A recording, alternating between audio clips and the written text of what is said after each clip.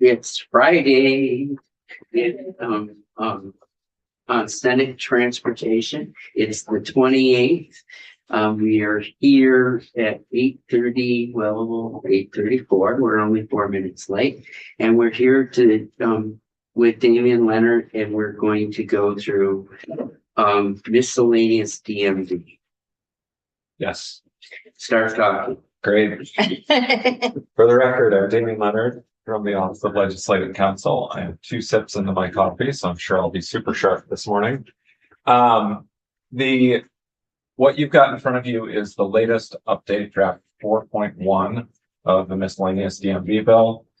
What we'll be doing this morning, there aren't really any significant changes at this point, but we'll be highlighting what's outstanding so that you have an idea of what's on the table that you need to think about and work on over the town meeting break, and what Logan and I will be working on.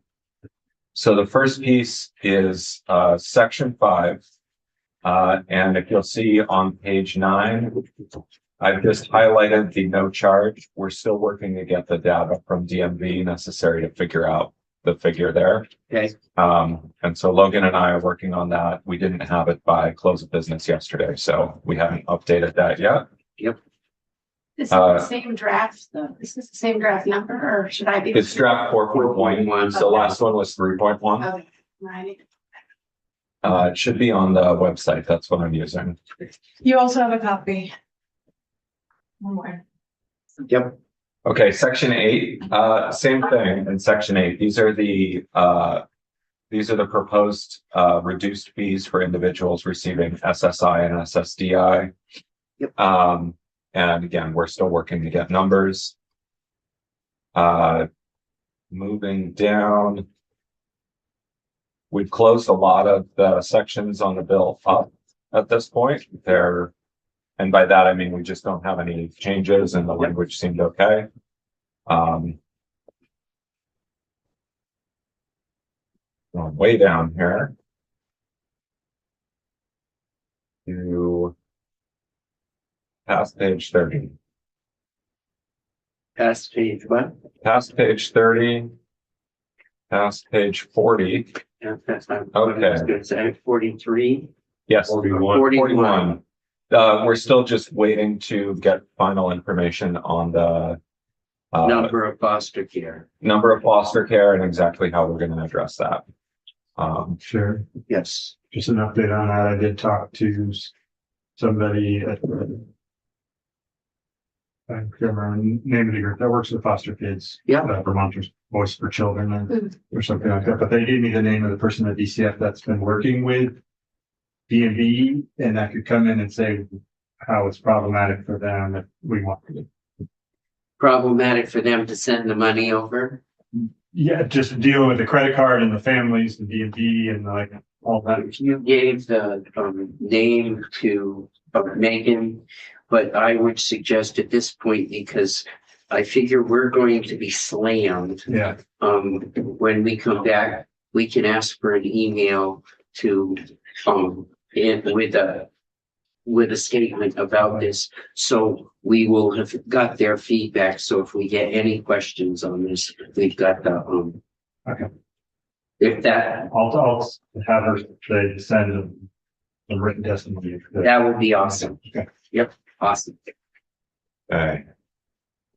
And then we're jumping down to page 43. And this was where you asked to take out or change the word informally. At the end of the day, I couldn't think of any better way to do it than to just take the word out like the committee had suggested. So that is what we've done here. So It was nice that once in a while you listen to us. I do. Every once in a while, we might have a good suggestion. And this makes sense. The first one. Yeah. Yeah. So I think we're okay with that. Yeah. All right. Tinted windows. Okay. Yes. And that is what I noticed actually as I was going through this is that there was an additional section that wasn't in the original ask. It's the rulemaking section. It specifically refers to the sections that we were deleting from the bill and still has the reference to the federal regulation that Department of Motor Vehicles is concerned about. So the changes in here are really just to reflect that if you went with their proposal, you would have to include this section and make the changes. And I've included a side-by-side today, which is posted on the committee webpage, that shows all three sections as DMV is proposing versus all three as we passed last year. I will, if we can't come to some place where this committee is totally comfortable. This is something that I'm going to suggest. We not drop the issue, but we're going to talk about this in reference to the T-bill and put that in the T-bill. And that's only if we can't come to a place where we're comfortable. And that will give us the ability to get past the 14th.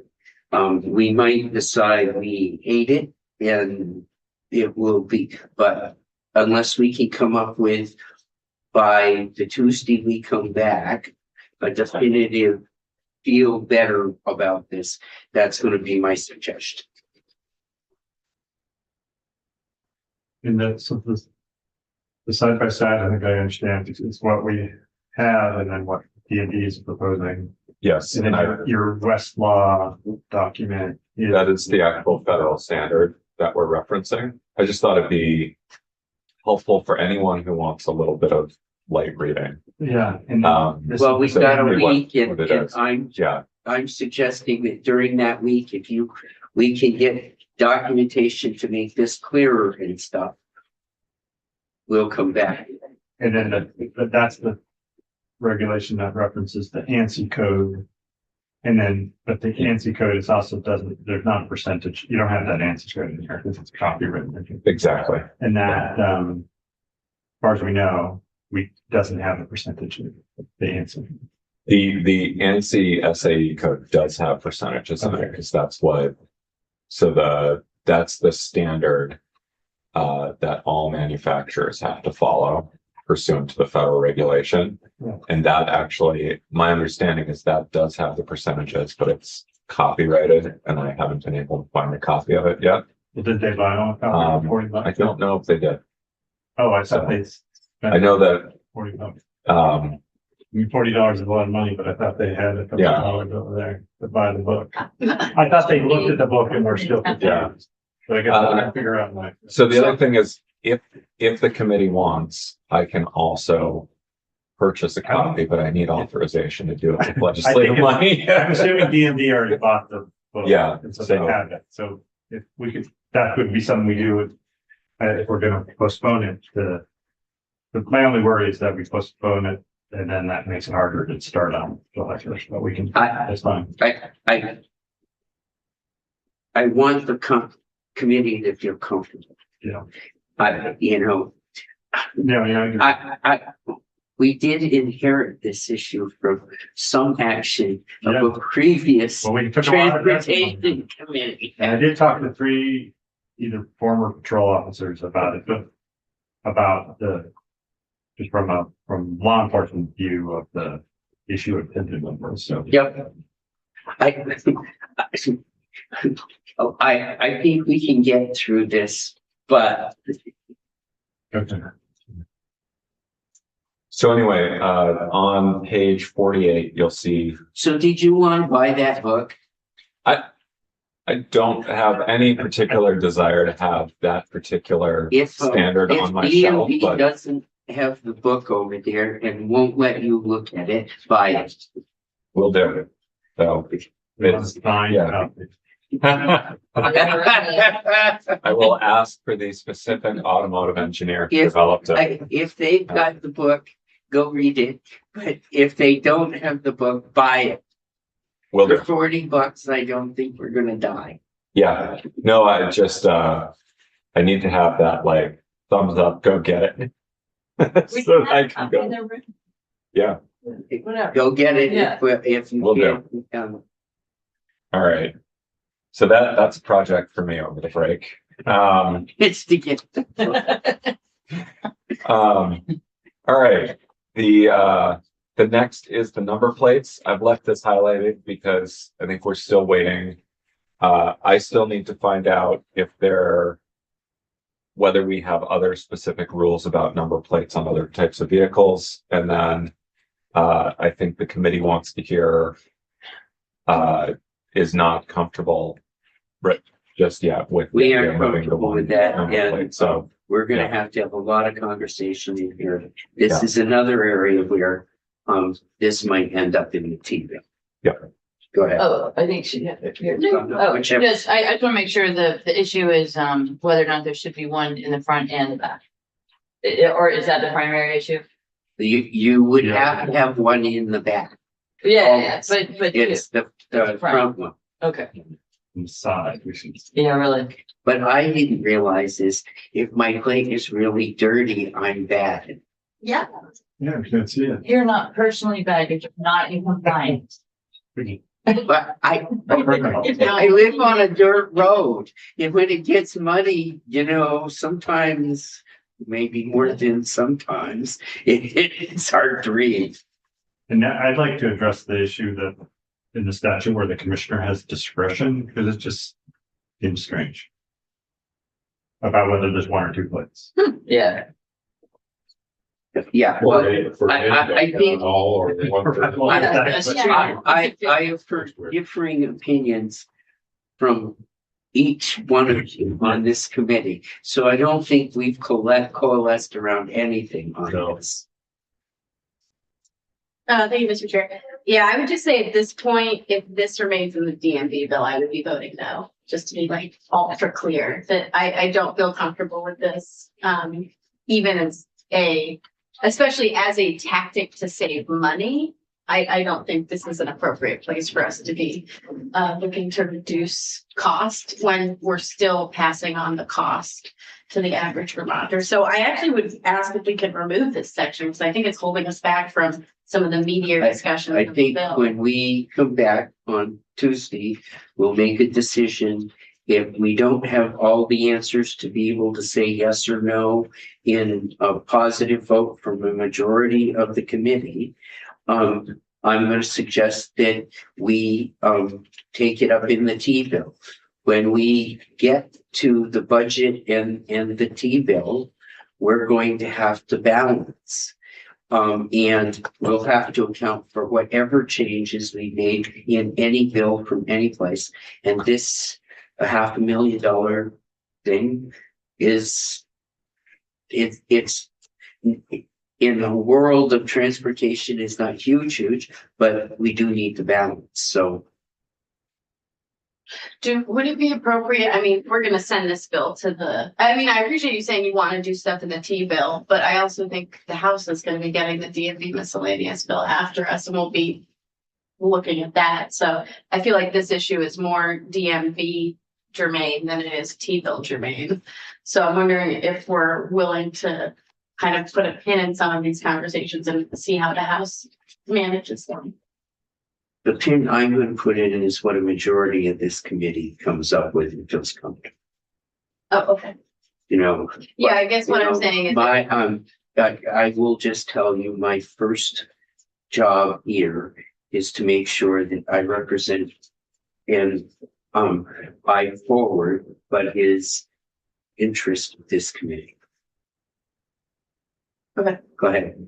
Could I ask you, if it's not too much trouble over our break, to check and see, I don't know if this is even doable, but what other states who have went to one plate in the last 10 years, yeah, and what if their registration fees had changed I can do that. when they did that?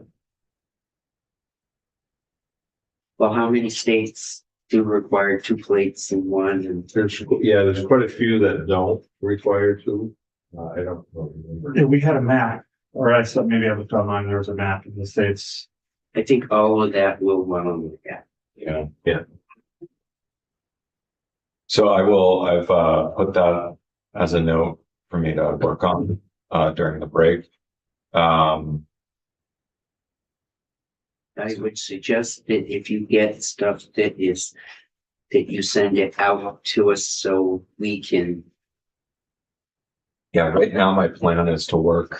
I'm off through next Wednesday.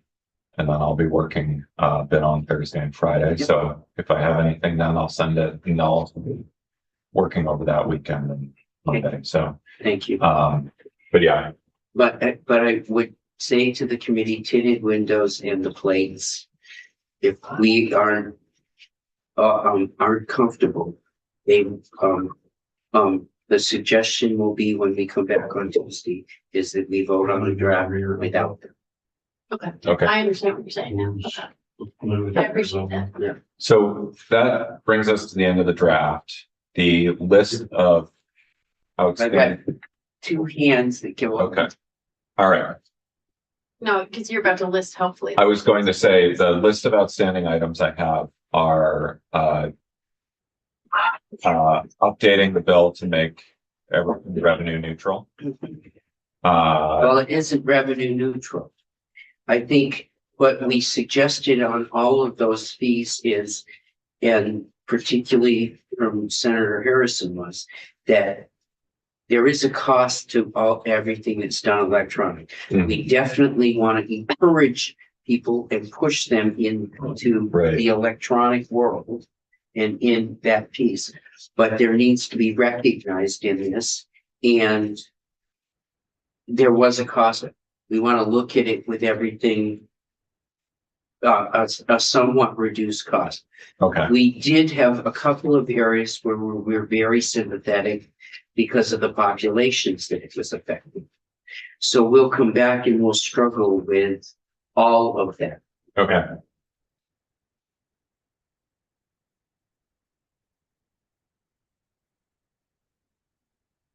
All right. The next is the license plates issue.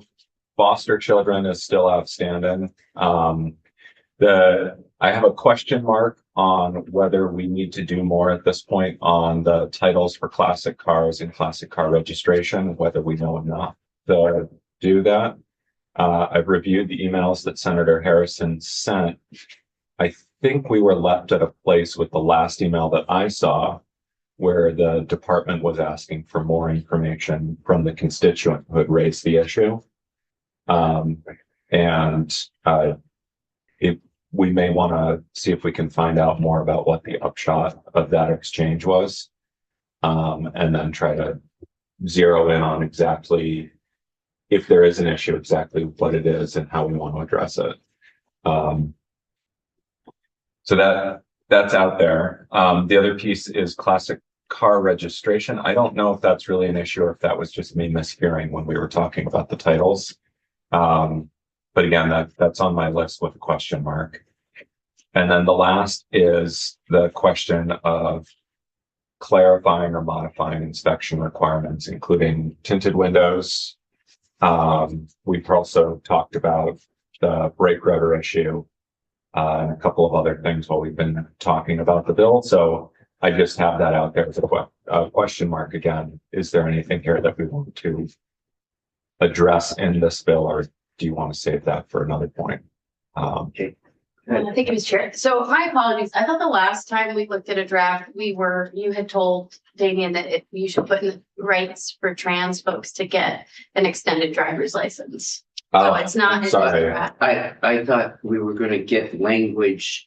We're gonna. Yes, there is no we- language, and I had emailed We're that. gonna, but that wasn't in yellow in this.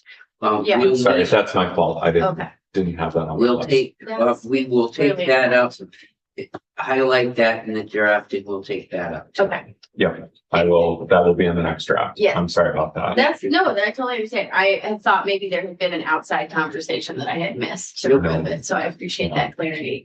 The piece about that, just to give people a preview, there is language drafted. I emailed it to all of you, I believe, 2 weeks ago, so you should have that. I can send it again.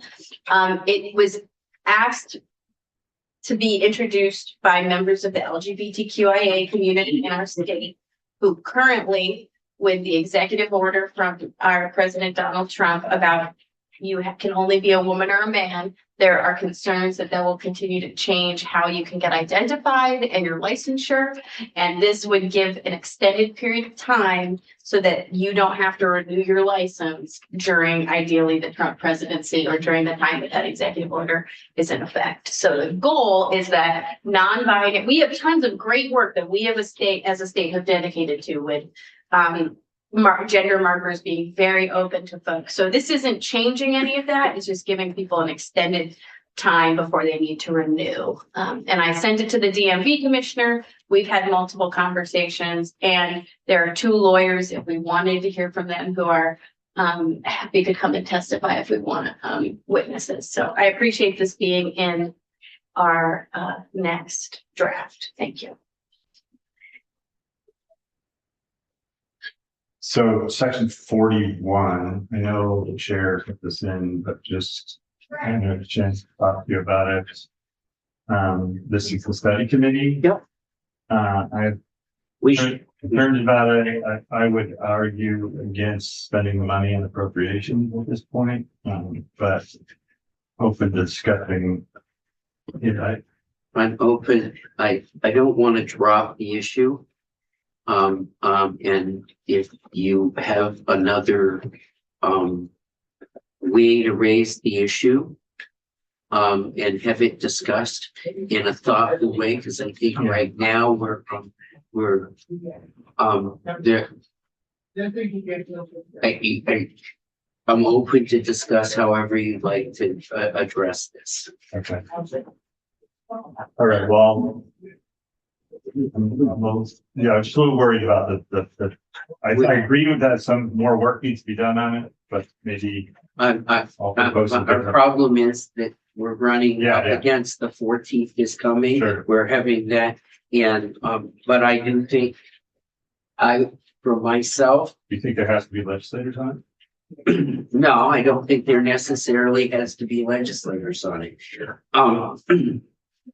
Make a suggestion, Okay. and however I don't want the issue to die. I agree. And I think there is an issue for poor people all around that transfer, the inspection. I know that Senator Douglas has a bill coming to us to eliminate inspections to some degree. And so there's a lot of people with a lot of around all of this, and I'm not. So I want to be respectful, and I want to do something thoughtful, and I want to, and don't want to rush into it. But I'll give some language that we can look at. Okay. Okay. Sounds good. And that's all I have for you this morning.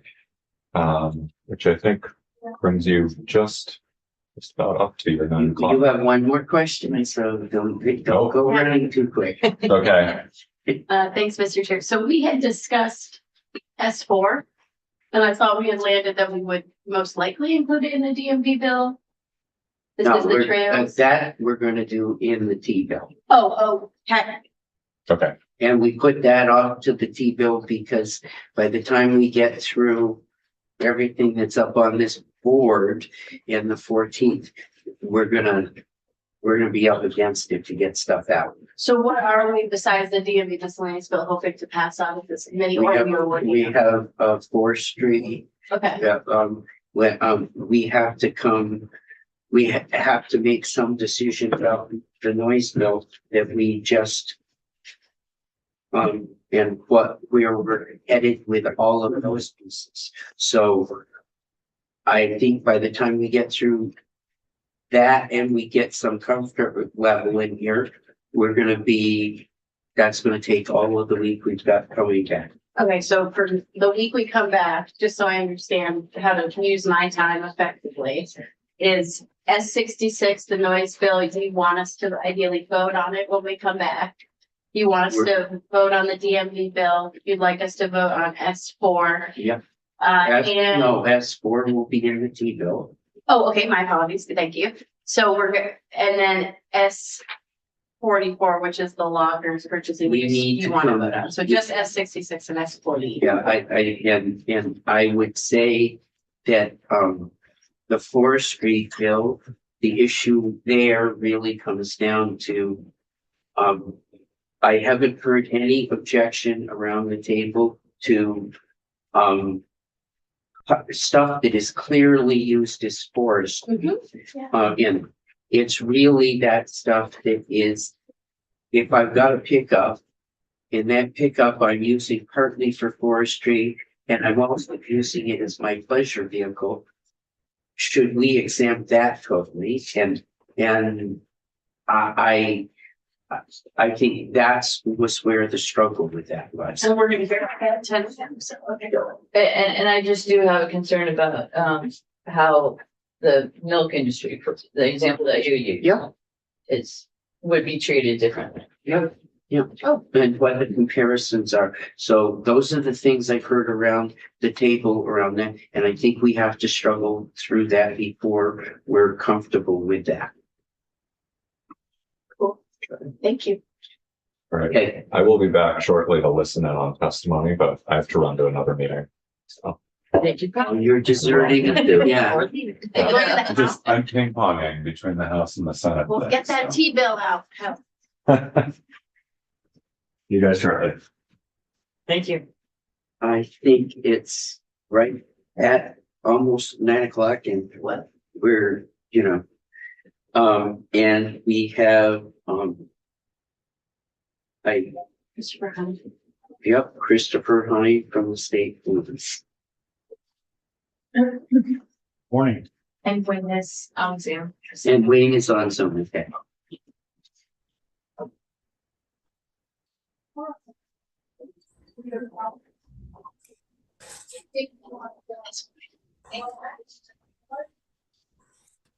I'm ready for you anytime you'd like. Okay, excellent. Well, good morning to members of the committee here. Thanks very much for having us. I'll first start by saying that my testimony is in larger part with regard to enforcement. That's what we do as police officers or troopers. That's largely what my enforcement the testimony will be about. I've watched a number of the testimonies throughout the week as well as last week. And a lot of it was regard to health concerns and noise complaints and so forth.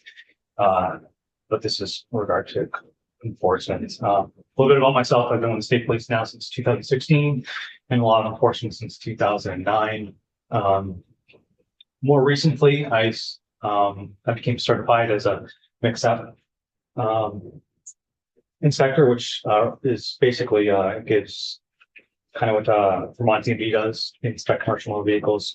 The reason why I bring that up is because that's kind of in your bill as well toward the end. So I believe I have a little bit of opinion there. So the Agency of Public Safety now, I believe it's what we're called. Our stance is large in part that I think we would generally are against this bill unless there are some modifications made to the bill. With regard to enforcement, law enforcement, we don't have the means for any decibel meters at all. So there's no way to gauge the decibel that an exhaust system would put out. So that would be an issue. Obviously, there's some costs there, and they can range anywhere between $75 to $100 or so. So that would have to be budgeted, and there may be some smaller departments out there that may not be able to afford those types of devices. Secondly, with regard to the enforcing the law under the law, I know you have written in there several different thresholds, if you will, as far as like decibel readings at certain miles per hour and so forth.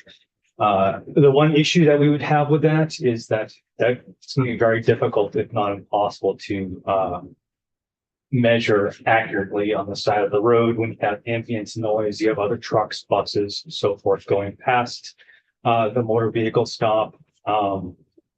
And so obviously that's going to put a play into the reliability of the reading of a decibel meter. And when we as troopers and law enforcement write tickets, speeding tickets, red light tickets, or whatever the ticket may be, we have to, when we write that ticket, we're saying that it absolutely happened and there's no doubt in our minds. Here, there would be a large degree of doubt, if we were to write a ticket based on the statute, because there could be other, vehicles moving past the motor vehicle stop. Unless, of course, the intent is to move the motor vehicle stop to another location. I would argue that's a little unreasonable. And obviously that's going to require more time, and it's just going to extend the motor vehicle stop, which some could argue may be a violation of someone's Fourth Amendment rights, just by extending the motor vehicle stop to a point where it's beyond reasonable. Because I could take upwards of 30 minutes to relocate the stop, depending on where you are. And again, these are just some considerations or some things to think about.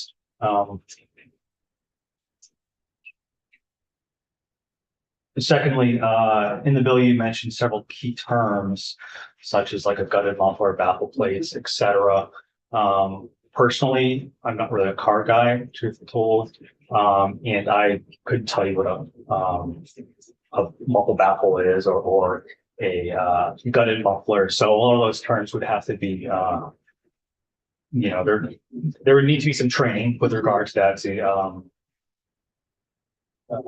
So law enforcement, and I believe a lot of our motor vehicle statutes are based on common knowledge or common terms.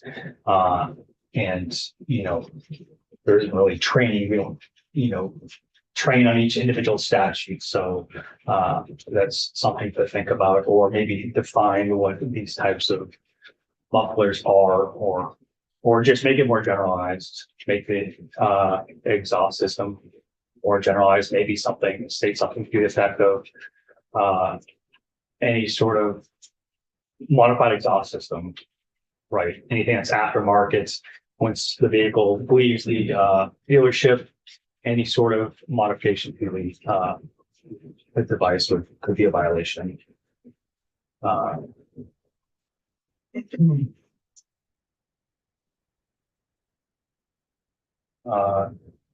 Further, under, I believe it's section 2, or excuse me, BC, welcome on BC, which is with regard to the exhaust fumes or the smoke. I think personally, I think it may make sense to make it more generalized and say something to the effect of any exhaust fumes or smoke, because there's a little bit of wiggle room, or it's kind of ambiguous to some extent, because otherwise there's no means to accurately measure the quality of air. Again, we don't carry around meters to measure the particulates in ambient air.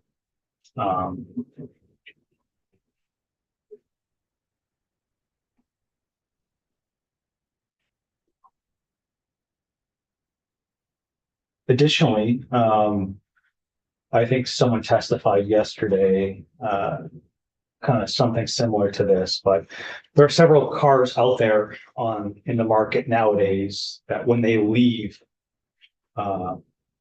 the car lot, or they leave the manufacturer, they're already operating at 90 decibels. So, for instance, like high-end sports cars and so forth, so how would that go into play, or how would those types of vehicles or those vehicle owners be affected by this type of bill? Obviously, that would present the largest problem. Just by having that vehicle, owning that vehicle, they're already in violation.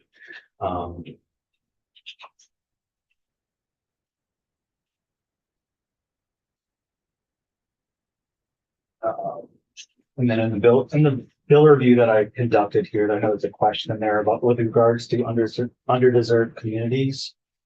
I think that this type of bill may target members of those underdeserved communities, right? And when I say that, I mean that if you have a family that is nearly struggling to make ends meet, and they live paycheck to paycheck, or they have a little bit of money left over, they have a car that's say 10, 15 years old, over time there's a hole is gonna kind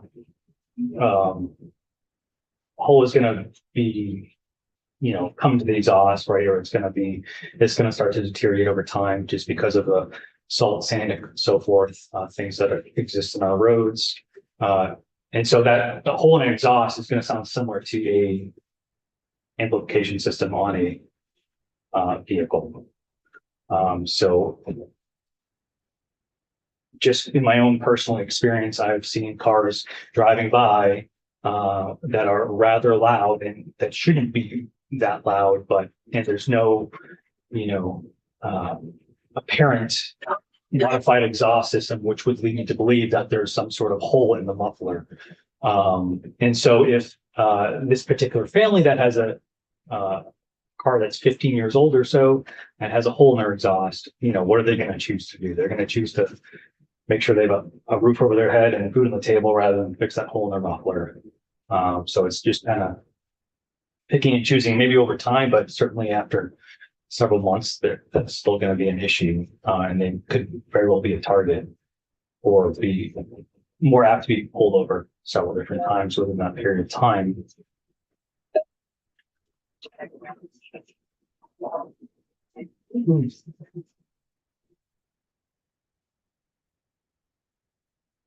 And then on the topic of Jake brakes, now since the majority of them are commercial motor vehicles that operate within our state, either operating interstate commerce or they already meet the threshold of the Federal Motor Carrier Guidelines. So they have to operate under those guidelines, and those guidelines already speak to exhaust systems. And there's already a language in there under, and that's in 49 CFR section 325.91, which encompasses exhaust systems and mufflers and so forth. So those vehicles that are operating in interstate commerce or in intrastate commerce where they meet the threshold that they have to follow those guidelines, they should already be following those guidelines. Rather than writing into law an additional requirements with regard to Jake brakes, it seems that could be counterproductive if we're just, creating more laws of something that already exists.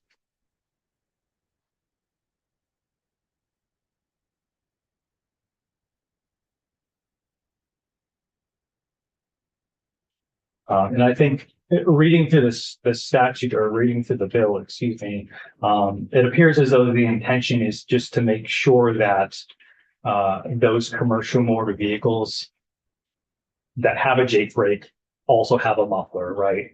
Okay.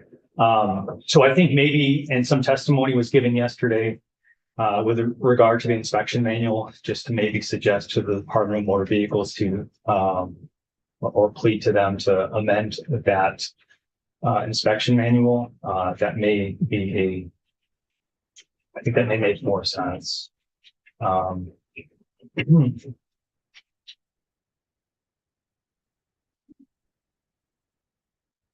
And I know that I used to live in Middlebury quite some time ago, and they did have an ordinance that prohibited the use of air brakes going in through town. And I know that's written to Section E. I just want to be clear that making that a statewide issue or prohibiting that statewide would not be conducive to safety for motor vehicle or commercial motor vehicles. And then one more other thing I wanted to make with regard to mention with exhaust system, with regard to the decibel reading and so forth. I think it would be an alternative would be maybe to allow the inspection stations or write into the law that the inspection stations shall ensure that the exhaust system doesn't reach that decibel threshold. Because that testing or that type of testing can be done in more controlled environments. You don't deal with the ambient noise of trucks, buses, et cetera, and the general traffic going by, and that can be more reliably, tested and done. Also, then you run into the issue, and inevitably there'd be more core costs to the consumer because the inspection stations would have to purchase decibel meters, but I think that would more or less a wash out, and it would be minimal cost over time, I suspect. That is all I have for my testimony, unless the committee has any questions. Go ahead. Thank you, Mr. Chair. I have a whole host of questions. Okay. So I really appreciate you taking the time to testify, and I'm ultimately disappointed with the testimony because I think while I appreciate your perspective and your concerns, I think what I've heard from constituents is that they have no avenue to deal with a very serious concern that is affecting them constantly. And I think difficulty to enforce does not equal that thing should not happen. You know what I'm saying? Like, just because it's difficult to enforce something, that doesn't mean the harm that's caused by it isn't a harm that exists and that we should look at. So I think that that's a bit of a fallacy that I don't think we should fall into as a committee. But I respect your point that enforcement is hard. So my first question is, let's say you get a call and there's an extremely loud house party, and what happens in that situation? And they're saying it's just so loud, it's disturbing the peace. That's anecdotal. You can't test the decibel meter of that house party being so loud. What do you do in your situation? How would that call play out, and how would you judge that house party needs to be, or that event or that concert needs to be dispersed? Great question. I think I would look at the totality of the circumstances. Let's say if you just get one complaint versus getting 4, that's a huge difference, right? Totally. Right. But once you get like multiple complaints, then obviously there's an issue there. So that would certainly need to be dealt with. Yeah. But if it's just a one complainant type of thing, and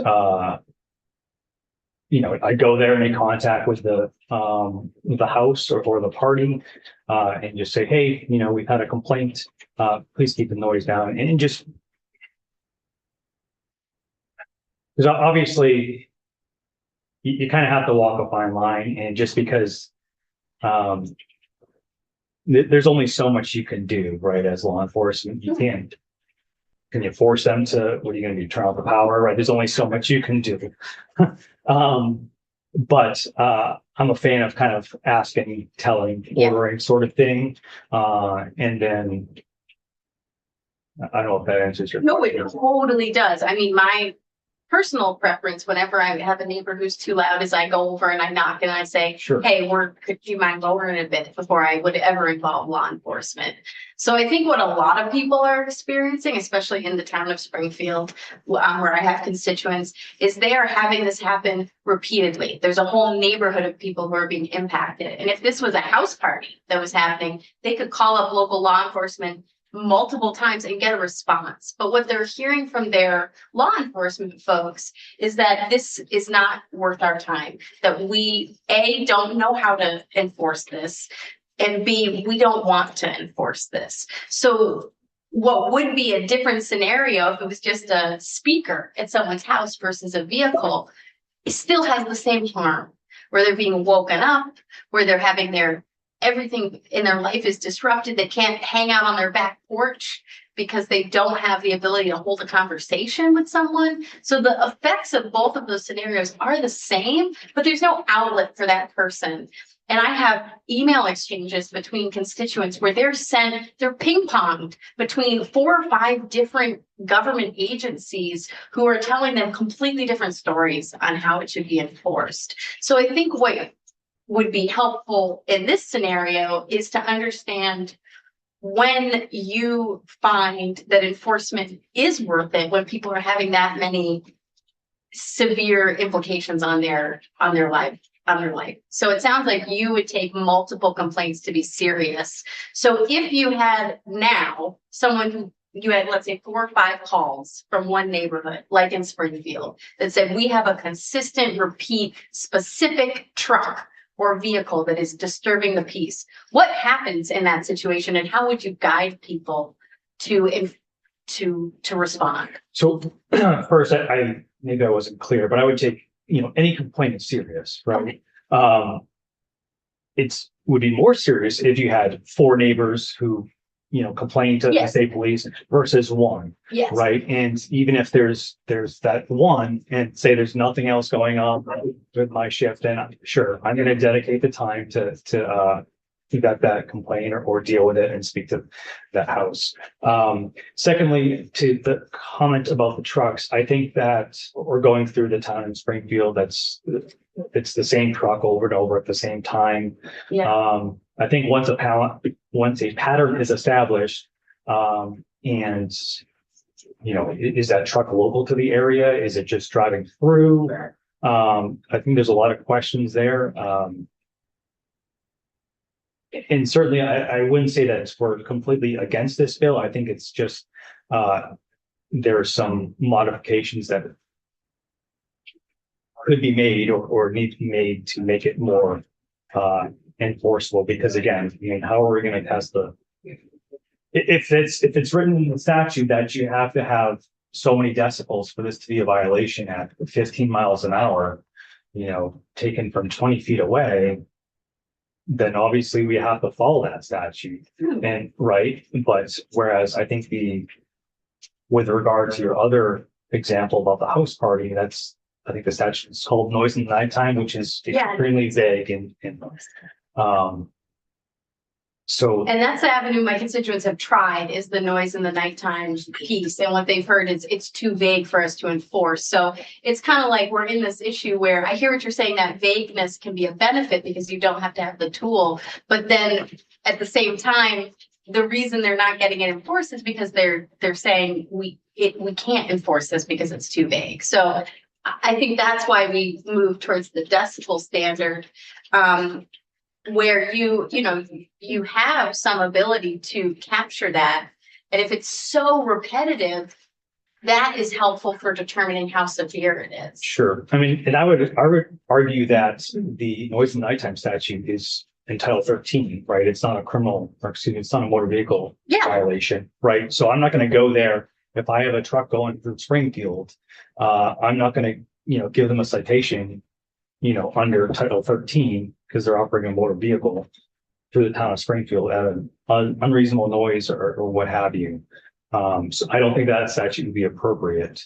At least that's how I read the statute anyway. Okay, yeah, and it's not being enforced, so you're correct. Yeah, so I guess my point that I was trying to make was that we do have on the books noise requirements where you can't disturb folks, but we're not enforcing it for vehicles, which is a really big part of the noise complaints that people express. So I had a couple other questions, which were, you noted that high-end sports cars, There are some that just off the lot are 90 decibels, and I can't think of one. So I'm wondering if you could give me an example. Like a Porsche, Camaro, Mustang. I don't have a decibel meter, but I'm sure, and I think those would meet that threshold. Okay. So And so- we're kind of running into a time. We've got one more person to speak and so. oh, I have a whole bunch more questions, so. I think at this, I don't want to cut you off, but we But you're gonna do, cut but no, I'm, if you've got, can hone in, specifically on that, we do need to move along in this, and I'm sure that, that if we have other questions, you can email the, officer and, but we do ask your question and, but we do need to push it along a little.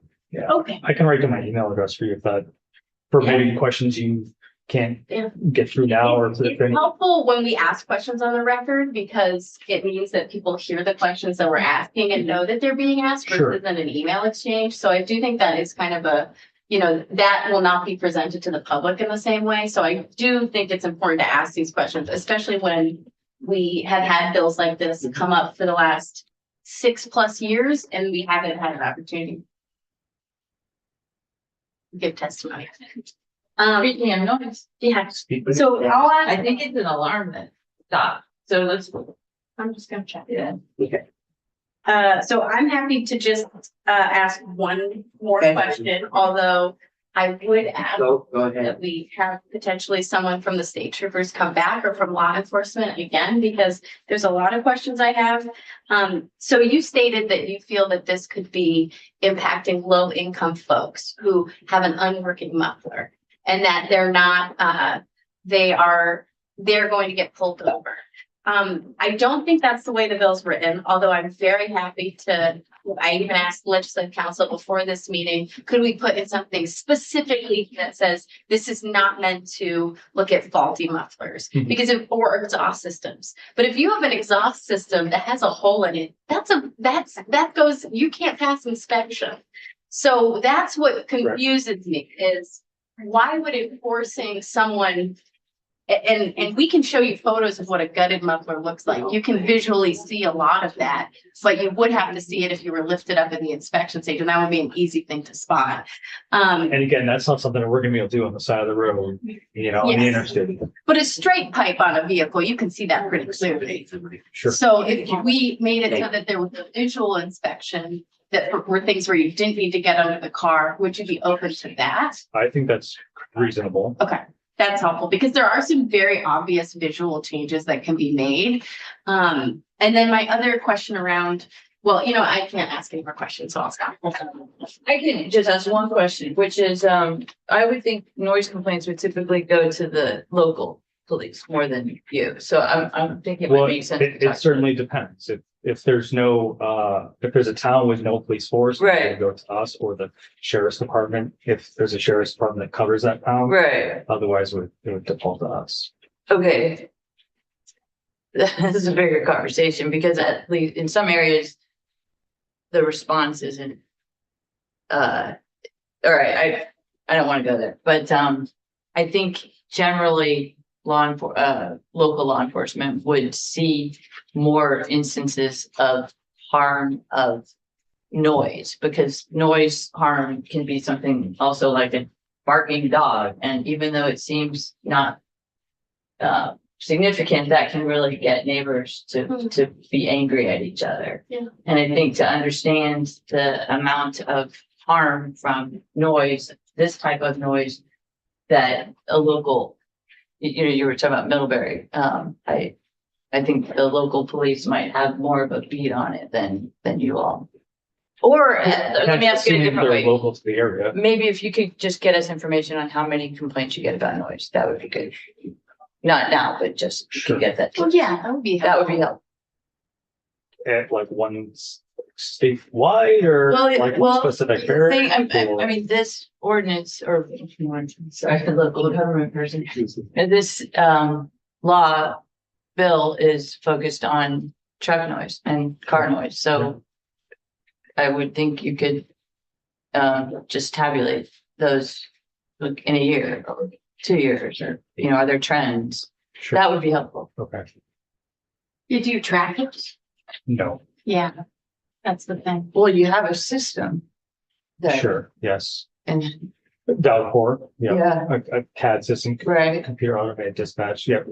But I don't think, does it say noise complaints?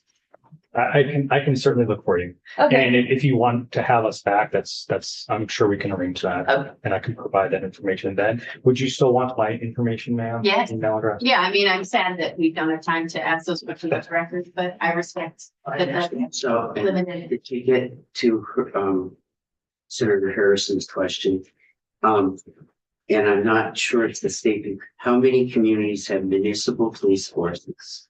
And how many don't statewide, and how many, if someone outside of the table has got that and we can provide that, that would. I would just say to you, in my county, I have 2 communities that have municipal police force. I have 3 that have contracted with the sheriff. And that leaves 6 communities with just the state police. So No, I understand, but that's a whole, there's Yeah. a lot of implications. yeah, to that. there's a lot of Yeah. implications for that. The state police in 6 of my communities would get the call. So, Yeah. but I think if we had that information statewide, that would be helpful to make a judgment. Thank you. Absolutely. Thank you for being here. You're And welcome. thank you for being here. You're very welcome. We'll be in touch. Sounds like that. Wayne, are you there? I am. Can you hear me fine? Thank you, sir. Name and your group for the record. Great. Thank you, Mr. Chairman. Wayne Weichel. I'm with the Alliance for Automotive Innovation. We are the DC Trade Association that represent the auto manufacturers that produce about 97% of all new cars sold in the US, as well as tier 1 suppliers and other automotive technology companies. Appreciating time, I'll just note I did include some language on tinting, which I believe the committee had some questions on in my written testimony. I think that stands on its own. If there's any other questions on that, I'm happy to follow up with staff or anyone individually. But on Senate Bill 66, really appreciate the opportunity to talk. Obviously, most of these are not targeting vehicles that, as they come off the assembly line and are sold by dealers in your state, these are typically the worst offenders are people who have intentionally modified their vehicle, be it whether they intended to modify for the vehicle just to be louder or whether they did it for a performance reason. We're talking about modifications. In my written testimony, I included 2 photos just for those people who aren't car people to really see what it looks like. And as the sponsor indicated, a straight pipe really does look like a straight pipe. You had a muffler and now there's just a straight pipe. And you can see the space under the vehicle where there used to be a muffler and there's heat shielding and all this, but now there's just a straight pipe. There's another thing out there that they'll do is they'll take a thinner piece of the exhaust, a thinner section, and they'll just mount a Y splitter in it. And that Y splitter is on an electronic controller with a button inside the vehicle that can either keep it kind of quiet or like a regular vehicle, you press the button and now all that exhaust is just going straight out the side. Obviously, something we don't talk about in all these exhaust systems also have air quality issues if you're removing them, but leaving that aside, just focusing on the noise pollution issues. I always tell the story of if people haven't experienced this themselves, it's a real problem in certain places. I happened to be in Louisville a couple of years ago, 2 years ago, and at about 2 a.m, as loud as you could possibly imagine. Obviously, it was a city, so echoing between buildings, and just someone driving around like a jerk, and seemingly no consequences for it. So we certainly appreciate the sponsor's intent in this, and trying to get at those people who are really disturbing communities. As the trooper before me indicated, though, there's a lot of challenges with enforcement on this. Just like a DUI stop roll, it has to be enough to hold up in court, and that's tough to do on the side of the road. I thought your report that was issued, while it didn't necessarily give you a direction, it did capture the complexities of being able to replicate and how to test. And there's not really an easy solution. What we tend to point to, and I guess this really only helps if you're talking about certain geographic areas or places where complaints are common, and that's sound cameras. And as the trooper indicated, police pull over less people than they used to do, and they're a lot more discerning in what they pull over, and relying on them to be the enforcer of just another law may not actually yield the outcome you're looking for. So we do point, and that's common everywhere. That's not a Vermont only thing. So we tend to point to sound cameras. I live in Montgomery County, Maryland. They have a sound camera pilot program ongoing. to address just this exact problem. Because for us, it's a matter of behavior. And to the trooper's point about sports cars that just come off the vehicle, that's just not true. Now, you could take a sports car and lots of cars and really step on the gas. I mean, you all drove to the State House today. You can really step on the gas and make it really loud at 11 o'clock at night by in a neighborhood. Yeah, you're disturbing the peace. You're being loud. But even a Ferrari can be driven in a manner that is not, offensive to the people around him. I mean, I look at it very similar to speeding. The question isn't how fast a car can go or how loud a car can be. It's how the operator uses that vehicle. I will only just two other comments. The trooper referenced, well, maybe you could make it part of the inspection stations. The standardized tests on this, the Society of Automotive Engineers, who do have testing protocols for just vehicles driving by, and also in a controlled setting, a stationary setting, they're both predicated on really large buildings or fields where there's nothing else around, there's no other cars. They're not, you can't just add it. You may be able to. It would be challenging to just add it onto the existing protocols. Just a couple points. In New York, they passed a law that effectively said you can't modify your exhaust if it yields a louder exhaust in the end. Now, that's a little hard to enforce, and I think your report actually noted that, because you kind of have to know how loud every exhaust is going in, but at least, it gives you something to latch onto. Definitely support, that's why I included the photos, definitely support at making sure the exhaust system is intact and working. That addresses the straight pipes and the cutouts. California has a law on this, but they go all the way up to 95 decibels, which is pretty loud. But you can see they're trying to just carve off and really hit the worst offenders. And that's where our concern is with the bill. Certainly not opposed to it, but it's where our concern is on the bill of capturing a decibel level without also testing how you're capturing how you're going to test it. You can end up with a situation where you may have a law on the books that would capture a much wider swath of the population than you're intending. And I think all of you have been in the situation of, you've got a heavy loaded down car, you're going up a hill, you've got the gas all the way down, you're in a lower gear, your car is going to be louder. So really, the only caution we would have is make sure that you do something like this, make sure there's thoughtful, you can't just pick a number. It's got to be what number with what testing protocol, and understand all the variables to that, and the distance, and all those things have to be done together, which, I know legislators often don't like to do, but, if you're going this way, just make sure there's a regulatory process that has a thoughtful way that we can, have experts sit down, and I'm absolutely not an expert, but have experts sit down and make sure that it actually accomplishes what you're intending. And with that, I'll certainly pause and happy to answer any questions. Questions? How are we doing? Sorry, I was doing something else. So how are we doing the testimony between the two different issues? Sound like we're talking only about the noise, but he's also on the agenda for. Sure, Senator. Sorry, Mr. No, Chairman. go ahead. Go ahead. I just didn't know if he had already talked about that, or if I can ask a question about that, or we want to. He submitted written testimony, and he talked about that when he started. Okay. And we fell a little bit behind in the agenda. Sure, I'll catch up later. So, if you have specific questions about that, I think it would be a good time to ask him. I have no questions on S66. No, I was, So, yeah, but if you have quite specific, Ian. Well, I guess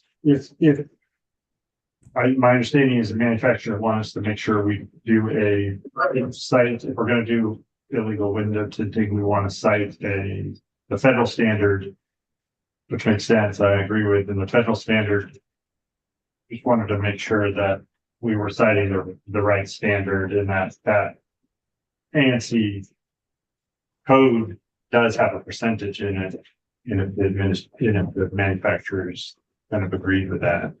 Yep. That was the right way to do it. And maybe if his testimony already addressed that, or if your written testimony addressed that, we don't need to spend time. Yeah, I can give a short answer, and I certainly appreciate it. I think this might be one of those perfect being in the way of good. Yes, we think it's always better to cite a living statute so that when the statute changes, it'll appropriately. But you know what? If that makes it too complicated, the number is 70%. Just cite 70%. The world's going to keep turning. It is a really complex law that it's the Federal Vehicle Motor Standard cites the ANSI, and you have to look at the ANSI, and it is engineering speak. You have to search through it. I've read it last night. You have to find test 2, and test 2 is the one that says that it's 70%. In case you're wondering, bulletproof glass, the percent is 60%. So if that's a big issue in Vermont, that apparently is something they also opined on. But the key is, and this is a little interesting, and if you're boring, the FMVSS only applies to new vehicles. It doesn't apply to modifications, and it just doesn't. However, in this section, it does say that if you're replacing window tinting, original window with aftermarket tinting, it should comply to the same levels, which I flipped it to our safety people. We couldn't think of other sections in the statute that do that. However, when you look at all what other states have done, they've completely ignored that section. There's lots of states that allow much darker tinting that are not allowed on new vehicles. So New York, for example, has, as I understand it, 70% all around, which is what the federal standard is. If you were looking to mirror that, you have precedent in New York. That's what New York does. But all the other states, percentage. Does New York say 70%? And to be clear, it's you have to let 70% the light through, so you can only block 30. Some people talk about it as 30%. Yeah. People talk about 70%, but I know you're talking. Do they say a percentage, or do they reference the federal statute? I would have to double check and get back to Senator whether they call it out specifically. But I think that it is one of those things that the state will be not harmed by actually just picking a light, transmittance percentage and just being done with it. Okay, thank you. Thank you, Chair. Okay. Thank you, sir. Great. Thank you for the time. I appreciate it.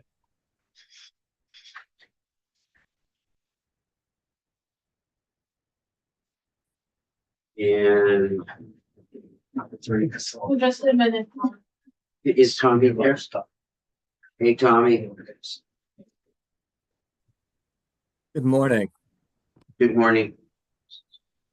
This is Tommy's here on the miscellaneous DMV bill, and we have a small provision about ATVs, and we've been through it a little, and but he's from the association, and I wanted to get him in to make sure that we were comfortable.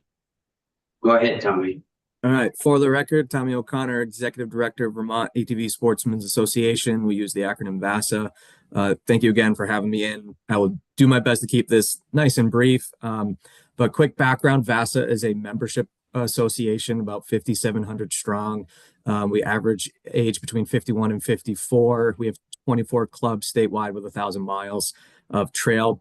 We're primarily an education and maintenance group. We educate for safety and all those purposes and maintain trail. And we were in the past few days, I know things got busy, but we do coordinate closely with DMV, which is why we're also here with this particular revision. So in conversations with our primary manufacturers, which happen to be at this time Can-Am, Polaris, and Yamaha, they are doing some adjustments to their manufacturing of these machines.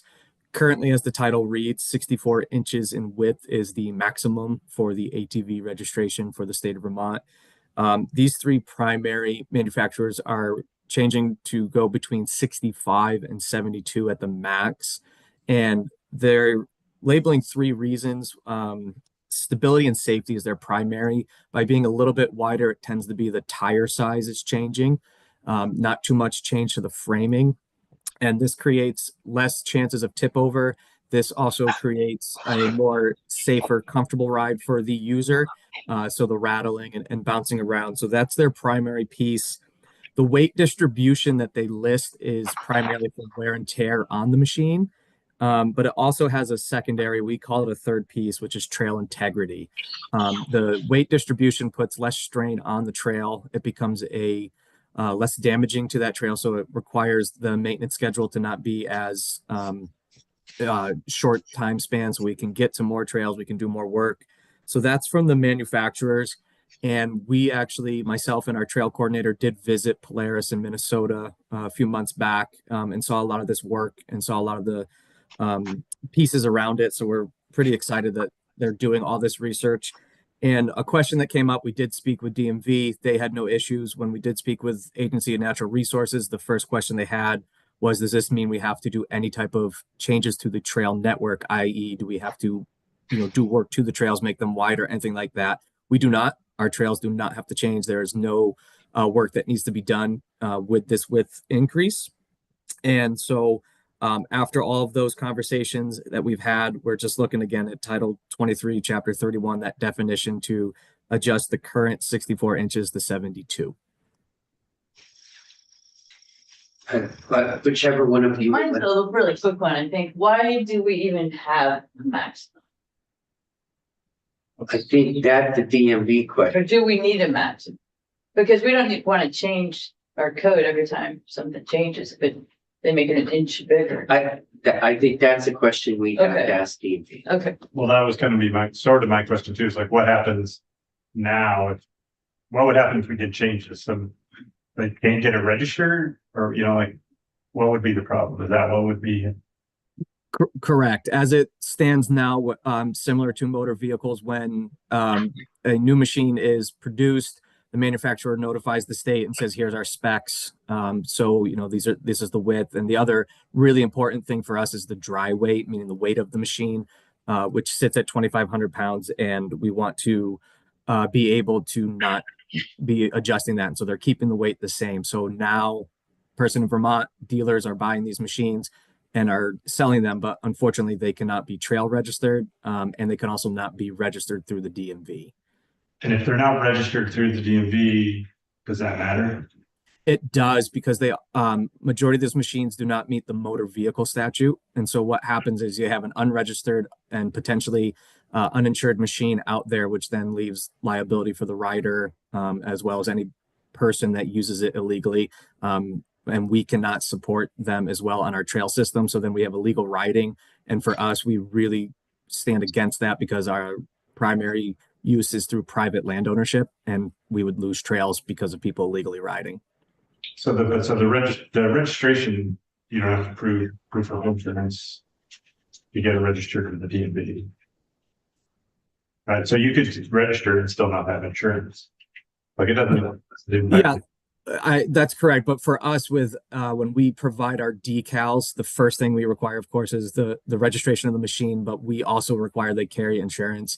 So we keep that in conjunction when we do our landowner permission work. We again mentioned this is part of the statute, so we do lump that together. But yes, you are correct that just the registration. So you say, hey, we want it registered, and that helps with the private landowners, just to make sure that they're following. And also, because we changed the tax. Well, a little bit, but we're also collecting tax when they register, because they also have to do the purchase and use. That is correct. Yes. And that helps, and that gives money. Hopefully some of that gets the trails and things. Okay, thank you. Yes. But I agree with Senator Harrison. Like, I guess, I don't know if there's some out there that have 200-inch wide tires that we don't want on the trails or something. I don't know if there are dune buggy things.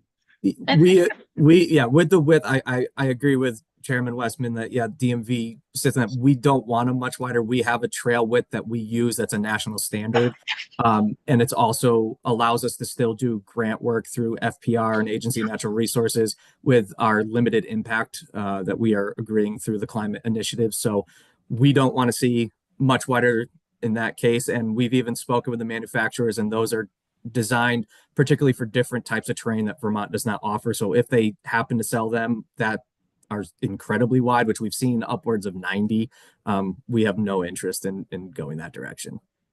Okay, good. All right, so I'm hearing there is a reason for the limits, and certainly for the weight limits. I know the reason for that, but okay, great. And Thank you. And this did come in at the last minute, and DMV has said that they were in favor of this, but we wanted to get the association in. Great. And I'm glad they're made in Minnesota. Yeah. It's a Canadian company though, isn't it, Polaris? We were at their research facility. Yeah. So the price might go up with the Canadian tariffs. Buy one now. Then we get more tax, all right? Yeah. Well, that, oh yeah, but the purchase and use. Yeah. Does the purchase and use follow before or after? the Yes. Tariff. Let's make it be after. Thank you, Tommy. Thank you very much. And again, if any questions, I know my contact information's with the committee Are assistant. you working tonight? Yes, sir. I think we might be up. I look forward to catching up. All right, bye. Thank you all. We have Michael Grady on at 10.